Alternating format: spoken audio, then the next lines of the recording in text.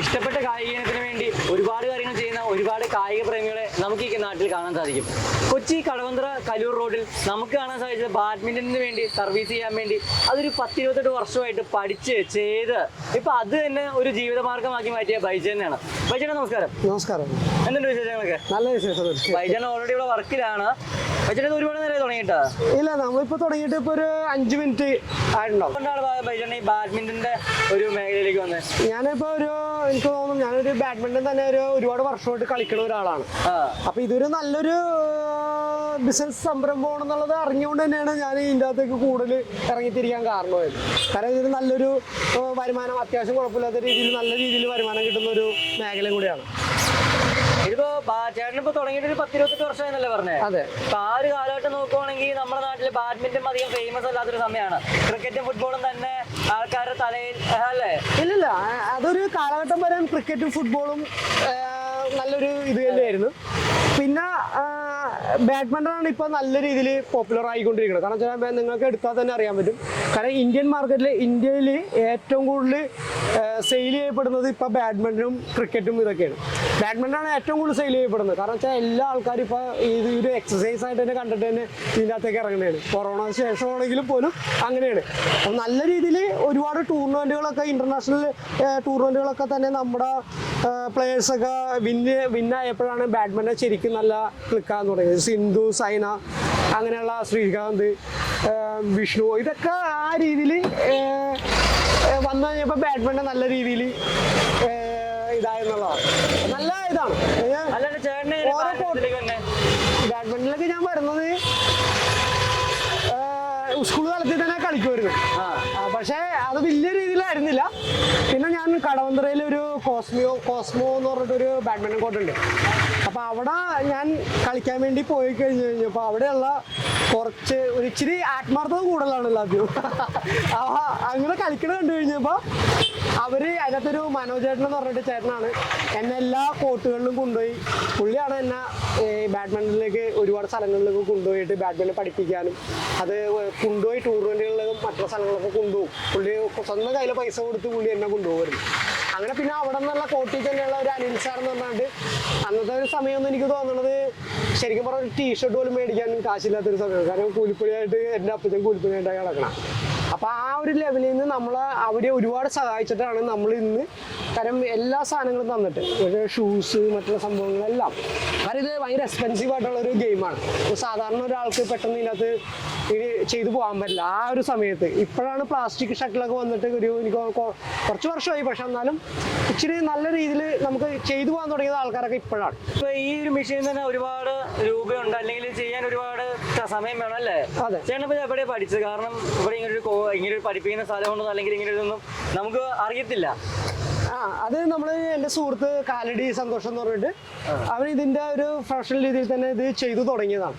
അപ്പോൾ അവൻ ഇതിനെക്കുറിച്ചൊക്കെ പഠിച്ച് ഒക്കെ നിന്നിട്ടാണ്, പുറത്തു പോയിട്ടല്ല, എന്നാലും അവൻ അതിനെക്കുറിച്ചൊക്കെ പഠിച്ചിട്ടൊക്കെയാണ് അവൻ ഇത് ചെയ്തു തുടങ്ങിയത്. അങ്ങനെയാണ് ഞാൻ അവൻ്റെ ഷോപ്പിൽ ഞാൻ ജോലിയായിട്ട് നിന്നതാണ്. അങ്ങനെ അവനാണ് എനിക്ക് ഈ കാര്യങ്ങളെല്ലാം വളരെ വ്യക്തമായിട്ട് പറഞ്ഞു തരികയും പിന്നീട് ഞാൻ ഇതിനെക്കുറിച്ചൊക്കെ കൂടുതൽ പഠിക്കാനായിട്ട് ട്രെയിനിങ് ചെയ്യാൻ വേണ്ടി മലേഷ്യ അങ്ങനെയുള്ള സ്ഥലങ്ങളിലൊക്കെ പോയി അതൊക്കെ കൂടുതൽ പഠിക്കാൻ വേണ്ടിയിട്ട് പല ആശാന്മാരുടെ അടുത്തും നമ്മൾ പോയി ചെയ്തെന്നുള്ളതാണ്. കടവന്ത്രയിലൊരു നായിക് സാർ എന്ന് പറഞ്ഞിട്ട് പുള്ളിയായിരുന്നു ആദ്യം ഇന്റർനാഷണൽ നമ്മളിവിടെ വരുന്ന ഓൾ ഇന്ത്യ ടൂർണമെന്റുകളും ഇന്റർനാഷണലൊക്കെ ചെയ്തേക്കണം. നായിക് സാർ എന്ന് പറയും പുള്ളി, ഞാൻ വിളിക്കുന്നത് അങ്ങനെയാണ്. പുള്ളിയായിരുന്നു ഇവിടെ ചെയ്തുകൊണ്ടിരുന്നത് ബാഡ്മിൻ്റൺ. അന്ന് അത് ചെയ്യണമെന്ന് വെച്ചാൽ ഒരു ഫ്രെയിം കൂട്ടിയിട്ട് മാനുവലിലാണ് ചെയ്തുകൊണ്ടിരുന്നത് വെച്ചാൽ. അതിനുശേഷമാണ് മാനുവൽ മെഷീൻ തന്നെ ഇങ്ങനെ കറക്കി ചെയ്യുന്ന ഒരു സംഭവം വന്നത്. അതിനുശേഷമാണ് അപ്ഡേറ്റ് ചെയ്തിട്ട് ഇതുപോലത്തെ മെഷീൻ വന്നത്. ഇനി അതിനും അപ്ഡേറ്റ് ചെയ്തിട്ടാണ് ഇപ്പോൾ ഏറ്റവും ഹൈ എൻഡ് മോഡൽ മെഷീൻസ് ഒക്കെ വന്നേക്കണം. അപ്പൊ ഇതിന് അപ്ഡേറ്റഡ് ആയ മെഷീൻസ് ഉണ്ട്. അല്ല ഏട്ടാ, ഇപ്പൊ ഇത്രയും പഠിച്ച് മലേഷ്യയിലേക്ക് പോയി പഠിച്ചു എന്തുകൊണ്ടാണ് ഇങ്ങനെ ഒരു സെറ്റപ്പിൽ ഒരു വണ്ടിയിൽ റോഡ് സൈഡിൽ ഇങ്ങനത്തെ ഒരു സർവീസ് സെന്റർ പരിപാടി? ഞാൻ പറഞ്ഞില്ലേ, ഞാനിപ്പോ ഇതിന്റെ ഇവിടെ തന്നെ ഒരു കട ഉണ്ടായിരുന്നു. ആ കട ഉണ്ടായ സമയത്ത് നമുക്ക് കൊറോണ സ്റ്റാർട്ട് ചെയ്ത് 2019 കൊറോണ സ്റ്റാർട്ടാണ്. ആ സമയത്ത് ഞാൻ വേറൊരു കടയും കൂടെ കാക്കനാട് നമ്മള് പടമുകളിൽ നമ്മൾ സ്റ്റാർട്ട് ചെയ്തു. അപ്പോൾ നമ്മളത് സ്റ്റാർട്ട് ചെയ്ത് അതിൻ്റെ ഇന്റീരിയർ വർക്കും അതിൻ്റെ ഉദ്ഘാടനം ഒക്കെ കഴിഞ്ഞതിന് ശേഷമാണ് അത് ഷെർലി സാർ എന്ന് പറഞ്ഞിട്ട് നമ്മളൊരു പാർട്ണറും കൂടെ അതിനകത്ത് ഉണ്ടായിരുന്നു. പുള്ളിയാണ് ആ പൈസ എല്ലാം ശരിക്കും പറഞ്ഞാൽ ഇൻവെസ്റ്റ് ചെയ്തുകൊണ്ടിരുന്നത്. കാരണം എനിക്ക് സാമ്പത്തികമായിട്ട് ഇച്ചിരി അത്ര വലിയ ലെവലിൽ നിൽക്കുന്ന ഒരാളല്ല. അപ്പോൾ ആ പുള്ളിയാണ് എനിക്ക് ആ പൈസയൊക്കെ നമ്മൾ ഇൻവെസ്റ്റ് ചെയ്തുകൊണ്ടിരുന്നത്. പക്ഷേ നമ്മൾ ആ സമയത്ത് തുടങ്ങിയ സമയത്ത് കൊറോണ സ്റ്റാർട്ടായി പോയി അവിടെ വെച്ച്. അപ്പം നമുക്ക് ഇവിടെ നിന്നുള്ള സംഭവം അവിടെ നിന്നുള്ള ഇതൊക്കെ വെച്ചിട്ട് നമുക്ക് മെയിൻറ്റെയിൻ ചെയ്ത് പോകാൻ പറ്റിയില്ല. കാരണം നല്ലൊരു പൈസ ലോസായി അത്. അതിനുശേഷം എങ്ങനെയാണ് ഇങ്ങനൊരു ഇത് ആശയത്തിലേക്ക് വന്നത്? അത് ഈ കൊറോണ സമയത്ത് തന്നെയാണ് നമ്മൾ ഈ ഒരു ആശയത്തിനെ കുറിച്ച് ആലോചിക്കുന്നത്. കാരണം നമുക്ക് ഒരുപാട് ടെൻഷൻ വരുമ്പോഴാണല്ലോ നമ്മൾ ഒരുപാട് കഷ്ടപ്പാടും ദുരിതമൊക്കെ വരുമ്പോഴാണല്ലോ നമ്മൾ ഒരുപാട് കാര്യങ്ങൾ ചിന്തിക്കുന്നത്. ആ സമയത്ത് തന്നെ ആൾക്കാരുണ്ടല്ലോ ഇഷ്ടപ്പെട്ട പ്രൊഫഷൻ ചെയ്യുകയാണെങ്കിലും ജീവിക്കാൻ വേണ്ടി വേറെ ഏത് പ്രൊഫഷനിലേക്കും പിന്നെ ചേട്ടൻ എന്തുകൊണ്ടാണ് അപ്പോഴും ഇഷ്ടപ്പെട്ട പ്രൊഫഷൻ തന്നെ നിൽക്കണം എന്നൊരു തീരുമാനം എടുത്തത്? അത് ഞാൻ പറഞ്ഞില്ലേ, ഞാനിത് ഇപ്പൊ ഒരു ബാഡ്മിന്റൺ പ്ലെയർ എന്ന് പറയുന്നത് ഞാൻ അത്ര ആത്മാർത്ഥമായിട്ട് ഇതിനെ സ്നേഹിക്കുന്നുണ്ട്. മനസ്സിലായ? ഇപ്പൊ ഞാനിവിടെ വർക്ക് ചെയ്യുന്ന സമയം എന്ന് വെച്ചിട്ടുണ്ടെങ്കിൽ ഞാനിപ്പോൾ ദുബായിൽ പോയപ്പോലും ഞാൻ രാവിലെ 10 മണിക്ക് ഷോപ്പ് തുറന്നു കഴിഞ്ഞാൽ രാത്രി 2 മണി വരെ ഞാൻ വർക്ക് ചെയ്യുന്നു. എനിക്ക് വേണമെങ്കിൽ വെറും 6 മണിക്കൂർ 7 മണിക്കൂർ വർക്ക് ചെയ്തിട്ട് എനിക്ക് ആ ഷോപ്പ് അടച്ചിട്ട് പോകാം. പക്ഷെ ഞാൻ ഇന്നുവരെ അങ്ങനെ ചെയ്തിട്ടില്ല. ഇതിനെക്കുറിച്ച് കൂടുതൽ പഠിക്കണം, ഇനിയും അത് പഠിക്കണം. ഞാൻ കളിച്ചുകൊണ്ടിരിക്കുമ്പോൾ ഞാൻ മരിച്ചത് ആ കോട്ടിൽ വീഴണമെന്ന് ആഗ്രഹിക്കുന്ന ഒരാളാണ്. അത്യാവശ്യം കോസ്റ്റ്ലി ആയ ഒരു പരിപാടിയാണല്ലോ. അതെ. ഈ ഒരു വണ്ടി തന്നെ ഇങ്ങനെ ഒരു മെഷീൻ ഇപ്പൊ ഇത് കറണ്ടിലാണ് പ്രവർത്തിക്കുന്നത്, ബാറ്ററി ഇവിടെ സെറ്റ് ചെയ്തിട്ടുണ്ട്. അപ്പൊ ഇതെല്ലാം കൂടി ഒന്ന് സെറ്റ് ചെയ്യാൻ ഫസ്റ്റ് ഇൻവെസ്റ്റ്മെന്റ് എത്ര ആയിട്ട് വന്നത്? എനിക്കിപ്പോ ഈ വണ്ടി എടുക്കാനായിട്ട് എനിക്കൊരു 1.70 ഇതിന്റെ മെയിൻ്റെനൻസ് വർക്ക് എല്ലാം കൂടെ 1.70 വന്നിട്ടുണ്ട്. 1,70,000 രൂപ. പിന്നെ എനിക്ക് വന്നത് വെച്ചാൽ ഇതിന്റെ സംഭവം സെറ്റ് ചെയ്യാനാണ്. ഇത് വൈക്കത്തുള്ള ഒരു കൊല്ലന്മാരാണ് ഇത് ചെയ്തെടുത്തത്. കാരണം വെച്ചാൽ ഇത് ഭയങ്കര പ്രൊഫഷണൽ രീതിയിൽ തന്നെയാണ് ചെയ്തേക്കണം. കാരണം ഇതിന്റെ ഹോൾസ് എന്തെങ്കിലും എവിടെയെങ്കിലും ഒക്കെ ചെറിയ വ്യത്യാസം വന്നാൽ തന്നെ ഈ റെയിൽ ഓടൂല, ജാമായി പോകും. അപ്പൊ അത്രയും നല്ലൊരു ക്വാളിറ്റി തന്നെയാണ് അവര് ചെയ്തു തന്നിരിക്കണം. വൈക്കത്തുള്ള ഒരു 2 പ്രായ ആൾക്കാരാണ് ഇത് ചെയ്തു തന്നത്. ഇതാണോ ഏറ്റവും അപ്ഡേറ്റഡ് വേർഷൻ? അല്ലല്ല, ഇതിന്റെ ഒരു അപ്ഡേറ്റ് ആയിട്ടുള്ള ഒരുപാട് മെഷീനുകളുണ്ട്. ഏകദേശം ഇതിപ്പോ 1.30 എന്ന് പറയുന്നത് ചൈന എല്ലാ പ്രൊഡക്റ്റുകളും ബാഡ്മിന്റൺ റിലേറ്റഡ് ആയിട്ടുള്ള എല്ലാ സംഭവങ്ങളും ഉണ്ടാക്കുന്നതെല്ലാം ചൈന മലേഷ്യയാണ്. പിന്നെ ഒരു തായ്വാൻ കുറച്ച് കാര്യങ്ങൾ വരുന്നുണ്ട്. പക്ഷെ ഏറ്റവും കൂടുതൽ ചൈനയിലാണ് എല്ലാ കമ്പനികളുടെയും പ്രൊഡക്ഷൻ ഉണ്ടാക്കുന്നത്. ഇപ്പൊ ജപ്പാൻ ആണെങ്കിൽ പോലും ജപ്പാന്റെ എല്ലാ സാധനങ്ങളും ജപ്പാനിൽ തന്നെ പ്രൊഡക്റ്റ് ചെയ്യുന്നില്ല. അത്ര ഹൈ ക്വാളിറ്റി ഇന്റർനാഷണൽ പ്ലേയേഴ്സിനൊക്കെ കളിക്കുന്ന റാക്കറ്റുകളില്ലേ, അത് മാത്രമേ ഉള്ളൂ അവർ സ്പെഷ്യലായിട്ട് ചെയ്യുന്നുള്ളൂ. ബാക്കിയുള്ള എല്ലാ സാധനങ്ങളും എല്ലാ സംഭവങ്ങളും ചൈനയിലാണ് പ്രൊഡക്ഷൻ ചെയ്യുന്നത്. കാരണം വെച്ചാൽ ഇന്ത്യയും ചൈനയാണ് ഏറ്റവും പോപ്പുലേഷൻ ആയിട്ടുള്ള രാജ്യങ്ങൾ. ഇവിടെയാണ് ഏറ്റവും കൂടുതൽ ബിസിനസ് നടക്കുന്നത്. മേക്ക് ഇൻ ഇന്ത്യ എന്ന് പറഞ്ഞ സംഭവം വരുന്നുണ്ടല്ലോ. ഇനി പ്രൊഡക്റ്റുകൾ തന്നെ എനിക്ക് തോന്നുന്നത് ഇനി ഇന്ത്യയിലേക്ക് ഇറക്കാൻ പറ്റില്ല. ആ ഒരു സിസ്റ്റത്തിലേക്കാണ് കാര്യങ്ങൾ വന്നുകൊണ്ടിരിക്കുന്നത്. കാരണം വെച്ചാൽ ഇനി ഇന്ത്യയിൽ ഫാക്ടറികൾ തുടങ്ങിയിട്ട് ഇവിടെ, കാരണം ഇവിടുത്തെ ഏറ്റവും പോപ്പുലേഷൻ എന്ന് വെച്ചാൽ കോടികളാണ്, നമുക്ക് ചിന്തിക്കാൻ പറ്റാത്ത റേഞ്ചിലല്ലേ. അപ്പൊ അത്രയും പോപ്പുലേഷൻ ഉള്ളതുകൊണ്ട് ആ ബിസിനസ് എല്ലാം ഇനി വരാൻ വേണ്ടി പോകണേ. ഇന്ത്യൻ വെളിയിൽ നിന്ന് ഇനി ഒരു സാധനങ്ങളും ഇങ്ങോട്ട് കൊണ്ടുവരാൻ പറ്റുമെന്ന് തോന്നണില്ല. ചിലപ്പോൾ അത് നിർത്തലാക്കാൻ ചാൻസ് കൂടുതലാണ്. ഇനി എങ്ങനെയാണെന്ന് അറിയില്ല, ഇലക്ഷൻ കഴിയുമ്പോൾ അറിയാം അതിന്റെ കാര്യങ്ങൾ. ഒരു ബാറ്റിന്റെ എന്തൊക്കെ ചേട്ടൻ ഇപ്പൊ സ്ട്രിങ് മാത്രമാണോ, ഗ്രിപ്പ് അല്ലെങ്കിൽ അങ്ങനെയുള്ള കാര്യങ്ങളെല്ലാം എന്തൊക്കെ ചേട്ടൻ ഒരു ബാറ്റിൽ ചെയ്യും? നമ്മളിപ്പോ ഗ്രിപ്പ് കാർബൺ ജോയിന്റിങ് എന്ന് പറയും. റാക്കറ്റ് ഒടിഞ്ഞു കഴിഞ്ഞിട്ടുണ്ടെങ്കിൽ അത് നല്ല രീതി നമുക്ക് ഒരു ഹൈ ക്വാളിറ്റിയിൽ തന്നെ ഈ ബാറ്റിന്റെ അതേ ക്വാളിറ്റി തന്നെ നമുക്ക് ചെയ്തെടുക്കാൻ പറ്റും. ഫിനിഷിങ് അതുപോലെ തന്നെയാണ്. ഈ ഗ്രെയിൻസോ ഈ ഡിസൈനൊന്നും നമുക്ക് ചെയ്യാൻ കഴിയില്ല.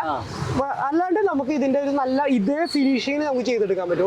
ഇതുപോലെ കസ്റ്റമൈസ് ചെയ്ത് കൊടുക്കാറുണ്ടോ? ചെയ്ത് കൊടുക്കാറുണ്ട്. അത് ഒരുപാട് പ്ലേയേഴ്സ് വിളിക്കാറുണ്ട്. കഴിയുമ്പോഴേ നമ്മുടെ വീട്ടിലൊക്കെ ആണെങ്കിൽ അത് ചുമ്മാ കളിക്കാൻ എടുത്തതല്ലേ, ഇതിന് വില കുറഞ്ഞ സാധനം വല്ലതും കെട്ടിയാൽ മതി അങ്ങനെ പറയില്ലേ? അത് ശരിക്കും നല്ലതാണോ? എന്ന് വെച്ചിട്ടുണ്ടെങ്കിൽ ഇപ്പൊ ഈ ഒരു സ്ട്രിങ് എന്ന് വെച്ചിട്ടുണ്ടെങ്കിൽ ഇത് ഫൈബർ മെറ്റീരിയൽ ആണ്. ഇത് ഏകദേശം നമുക്കൊരു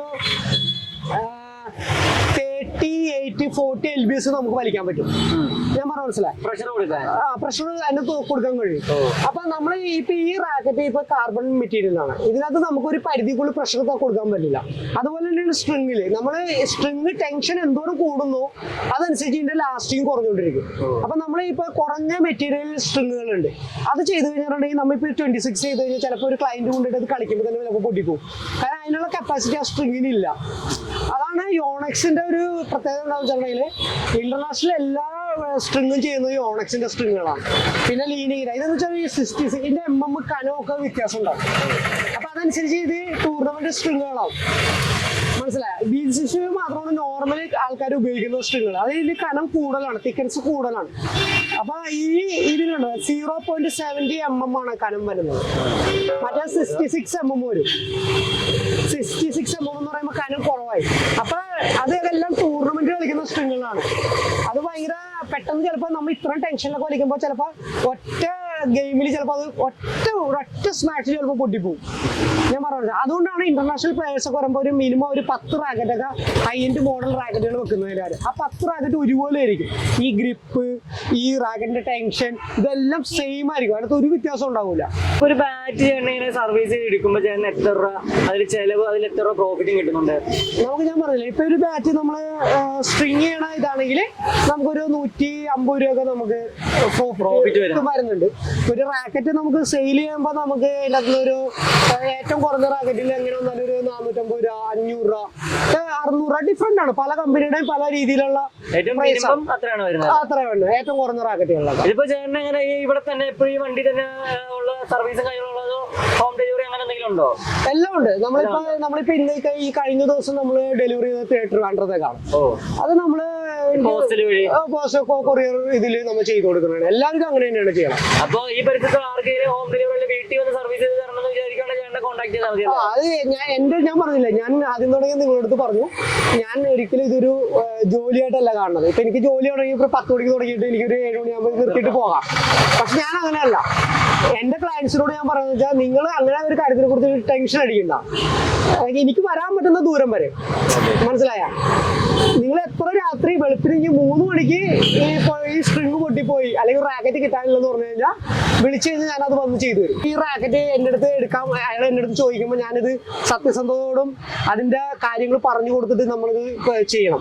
അല്ലാണ്ട് ഇപ്പൊ ഇത് എൻ്റെ ഇത് വിറ്റ് പോകാൻ വേണ്ടി ഞാൻ ഈ സാധനം അയാളുടെ കയ്യിലേക്ക് കൊടുത്തു കഴിഞ്ഞാൽ നാളെ അയാൾക്ക് അത് ഇഷ്ടപ്പെട്ടില്ലെങ്കിൽ അതൊരു മനസ്സിൽ സങ്കടമാണ്. അപ്പൊ ഞാനൊരു കളിക്കാരനും കൂടെ ആയതുകൊണ്ട് എനിക്കത് കറക്റ്റായിട്ട് പറഞ്ഞു കൊടുത്ത്, അല്ലെങ്കിൽ അയാളുടെ ആ ഏജ് അനുസരിച്ച് അയാളുടെ കളിയുടെ ഞാൻ ചോദിക്കും. ആ പ്ലെയർ വരുമ്പോൾ ഞാൻ ചോദിക്കും, നിങ്ങൾ ഏത് രീതിയിലാണ് കളിക്കുന്നത്? നിങ്ങൾ ഡിഫൻസ് രീതിയിൽ കളിക്കുന്ന ഒരാളാണെങ്കിൽ നമുക്ക് ലൈറ്റ് വെയിറ്റ് റാക്കറ്റ് ഒരു 80 ഗ്രാംസ് 85 ഗ്രാംസിന്റെ റേഞ്ചിൽ 75 ഗ്രാംസ് 80 ഗ്രാംസ് അങ്ങനെയുള്ള റാക്കറ്റുകൾ കൊടുത്താൽ മതി. സ്മാഷ് പവർ ചെയ്ത് കളിക്കണം, സ്മാഷ് ചെയ്ത് കളിക്കുന്ന ഒരാളാണെങ്കിൽ, അറ്റാക്കിംഗ് മോഡിൽ കളിക്കുന്ന ഒരാളാണെങ്കിൽ നമുക്ക് ഹെഡ് ഹെവി റാക്കറ്റുകൾ വേണം.